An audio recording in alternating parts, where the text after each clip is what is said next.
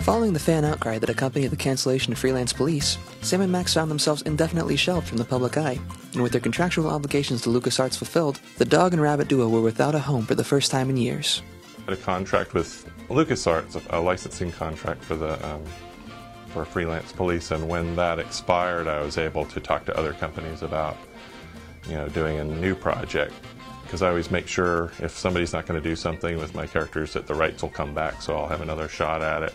And so I went out and had a lunch with Dan and Kevin at this Bavarian sushi place over in Emeryville, and they pitched me on the idea of doing an episodic series, and I was totally won over.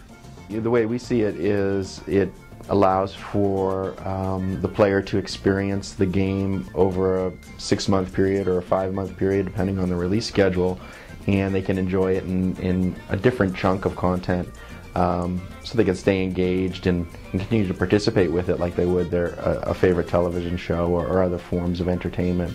For the first couple seasons, usually the process would be we'd go out for a couple of kind of dinners where we would sort out broad beats of stories and just talk broadly about what kinds of things we wanted to see in a season, and just try to crack each other up and think of a lot of random ideas that we could find ways to pull together into something more cohesive, or as cohesive as a Sam and Max thing needs to be. So those were fun kind of brainstorming sessions, and then along the way they would kind of keep me apprised of what was going on, and if I had a chance I would contribute character designs or things like that. But usually the process was for me to be more involved early on. Part of the appeal of Sam and Max is you can pretty much drop them in anywhere. The fun is seeing how they react to stuff instead of whatever situation you can put them in. So it's not like it's hard to find weird things for Sam and Max to do. I think the bigger challenge was taking graphic adventure games, which have traditionally been such a niche market, and finding a way to streamline it for more casual audiences. We set out to build a company. That was something we really were going for, is if by episode 3 we could have people saying, when's 4 going to be here, when's 5 going to be here, then it would be a success, because it would be creating that feeling of anticipation versus that feeling of exhaustion. When I finish a full product, a 20-hour game or a 40-hour game or even 12-hour game, it's almost like, thank God it's done, I'm gonna rest for a while.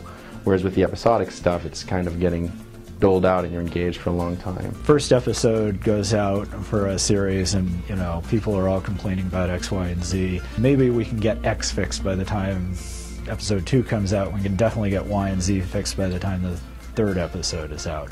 So the games get better. I never had any issues with the idea of an episodic release. I always thought it was a great format for Sam and Max, since a lot of the stories that I used to do with them were in a few pages, and so I think the style fits them really well, because it allows you to kind of jump around. You can have an overarching theme, but then you can jump around and kind of try these different themes within that, which I like a lot and think it's perfect for the characters. They've done an amazing job in the first 2 seasons, both building up the whole concept of episodic gaming in general, and maintaining the voices of the characters.